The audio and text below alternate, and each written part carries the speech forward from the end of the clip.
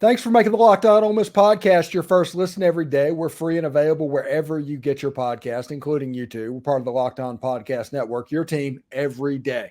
Hey, we have jumped over 5,000 subscribers, and tomorrow we will be having a live stream to react to the Ole Miss playoff rankings.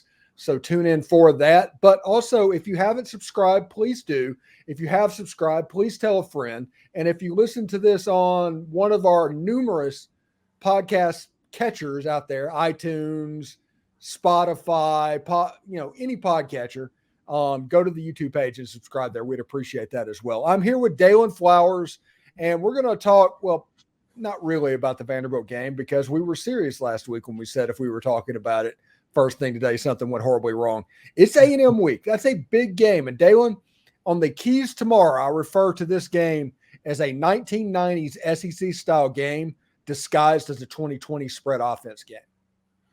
Yeah, I think, someone asked me yesterday after the Vander game, what did I think was going to be the key piece of it? And I said the offensive line is going to be the biggest part of us trying to win this game. A&M leads the country in sacks with 33 right now, and they've got guys, not just their defensive linemen, but their linebackers are pretty swarming the quarterback as well. And I think they've kind of developed a good defensive scheme. So I think that's going to be the biggest key for us is how well can we protect our quarterback and our running back and help develop them in throughout the game. And I think we still have things to work on in between those lines. Our running game is definitely improved in terms of where the offensive line has developed blocking for the run game. But I think we still need to ask some questions throughout practice this week in terms of helping, Dart just get a little bit more free time back there, especially against a team that's known for getting to the quarterback of the opposition teams. Yeah, and I don't want to go too much into it because that's my whole podcast tomorrow that's already been recorded, and I don't feel like doing that again. But needless to say, the whole thing is basically surrounded around getting around that Texas A&M front seven. Yeah. Because if you earn the right to throw at the secondary can be got. Absolutely, and I think that our receiving group has shown the ability to withstand any type of secondary. I don't think A&M is a bad secondary, but I wouldn't say they're a great secondary either. They're kind of finding the rhythm late on throughout the season. I think they, had some good ball play secured against South Carolina this past weekend that I think I've seen them improve throughout the season, but I don't think they are where of course they would like to be. And I think that's going to help us in terms of the passing game.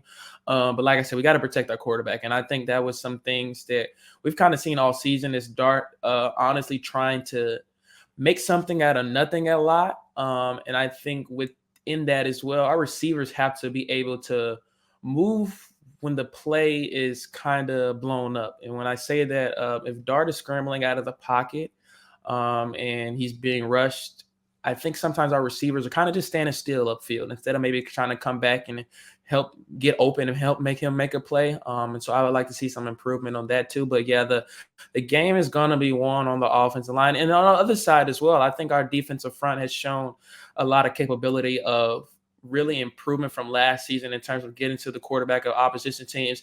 And Carolina, especially in that fourth quarter against A&M this weekend, they really got after Max Johnson. And I think that was really what had Bobby Petrino kind of had to change the game plan a little bit to help them, persevere and win the game.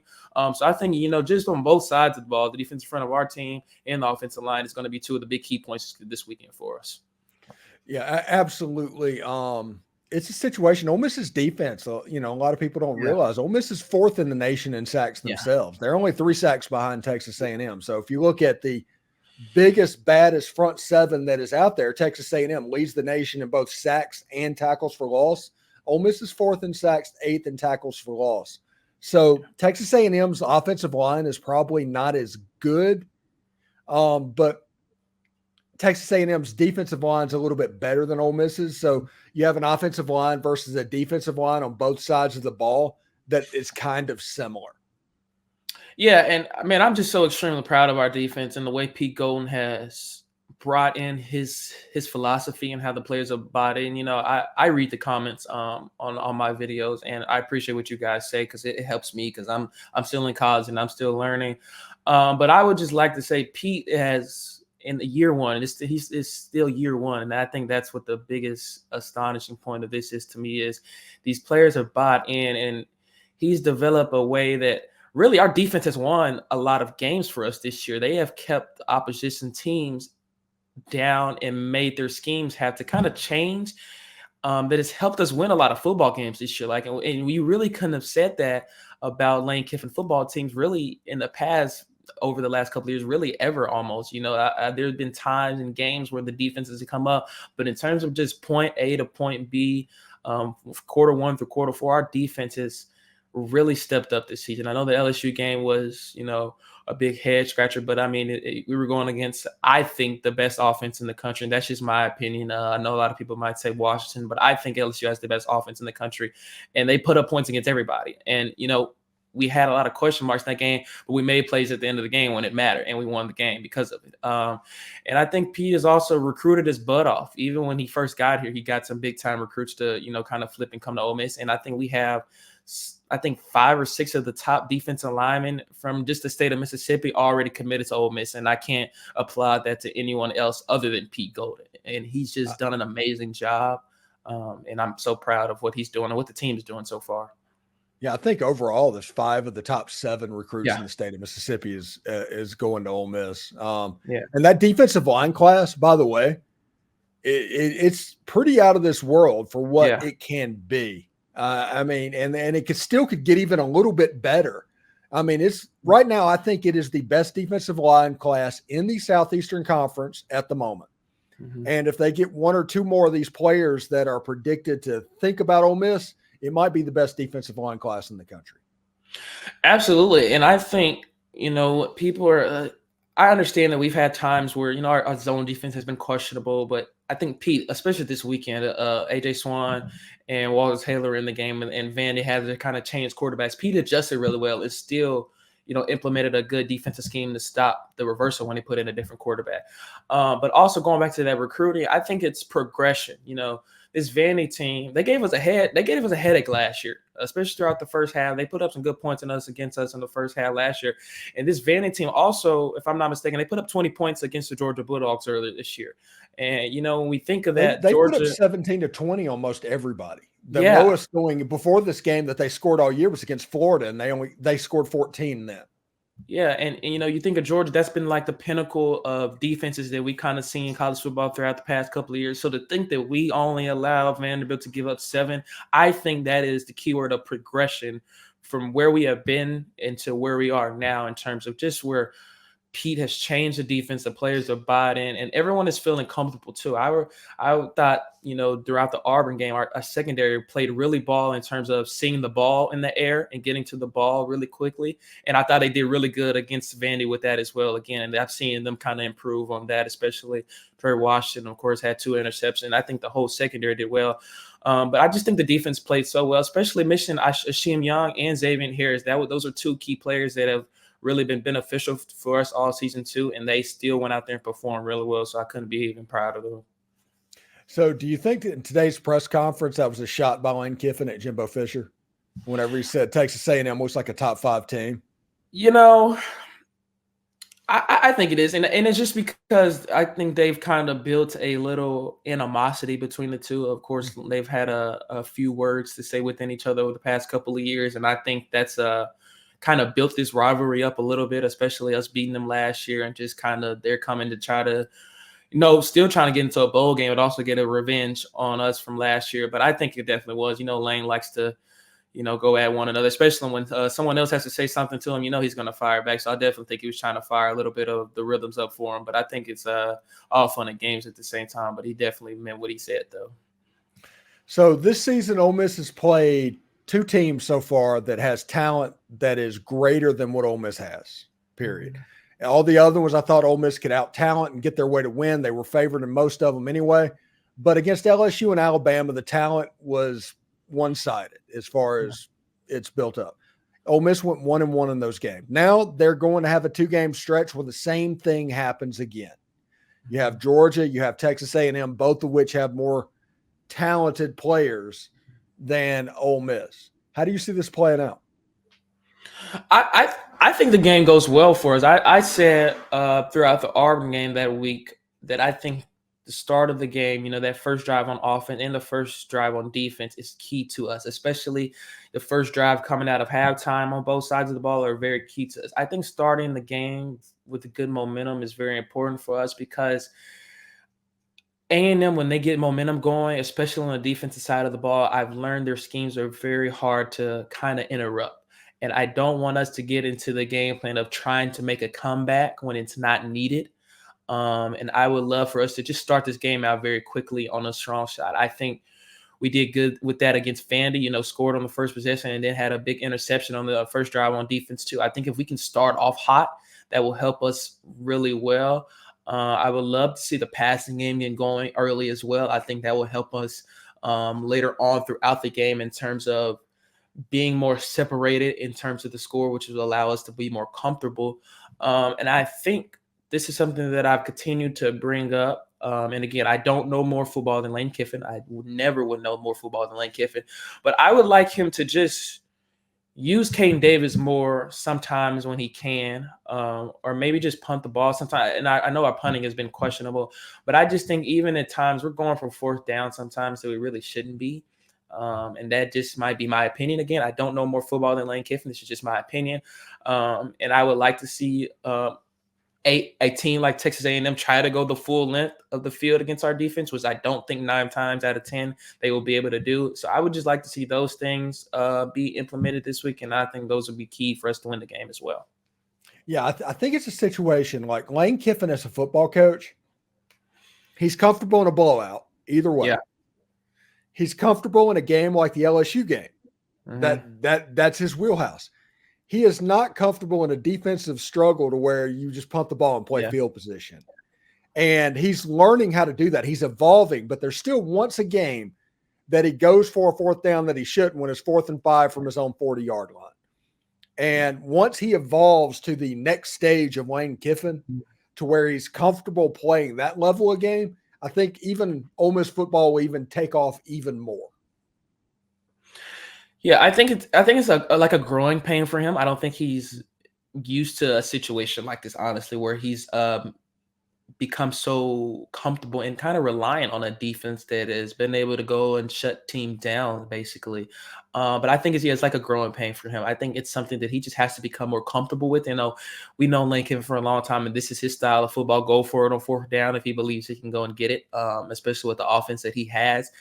But I'm not saying like I'm discrediting in our offense. I just think we need to have more faith in terms of if we can kick it, trust Caden Davis, who I think is more than capable of putting in through the uprights, depending on the field goal yardage.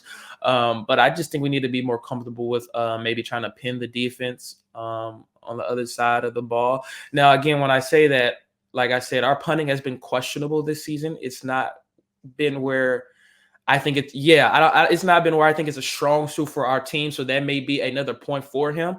So that is something that it definitely has to, I think, you can't forget about special teams in football. It's the third part of the game, but it's also really one of the most important parts of the game. So that's something that has to be talked about and really worked on if we want to continue to win games throughout the season as well. Yeah, it's a really interesting thing. And let's move on to this weekend. Real quick, how do you think this game goes? What's your score prediction? I'm going to go 31-17. I'm feeling comfortable with that score. I think the first half for us is going to be really good. I would love to see us continue working the second half like we did in the first half against Vandy. So if we can come out in the first half and work and get comfortable, I think we will maintain a lead in the second half. I know A&M isn't really a elite offense, but I think they're capable enough if they can continue to balance the run in the pass game to put a little bit of points up. So I'm going 31-17. I think that's a comfortable score for me.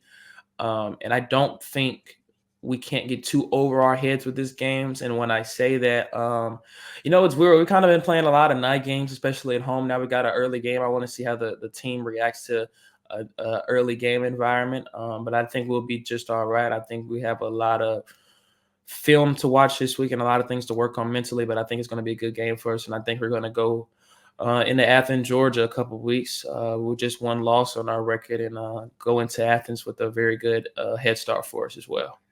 Yeah, and I you know me, I'm all about putting the cart in front of the horse. If I could do it, I would just be like that. Yeah. But I am going to try and refrain from talking about Georgia because of how good Texas A&M is this week. But yes, if Ole Miss beats Texas A&M, you're looking at potentially the biggest football game in school history. Yeah, going over Athens. So everything is at stake for Ole Miss. This is a big game. The next 12 days or whatever it is going to be absolutely massive for Ole Miss football. And not only that, basketball starts up a week from today. Yeah. Girls had a scrimmage yesterday. I was out to see it, and they looked pretty well. A lot of the new transfers and new freshmen looked really well. Our seniors look well. Chris Beard and company have an exhibition game tonight. I will be there. And it is fun time, man. You know, a lot of sports going on around. And so it's really one of the best times of the year for me. And it's good to be back as well.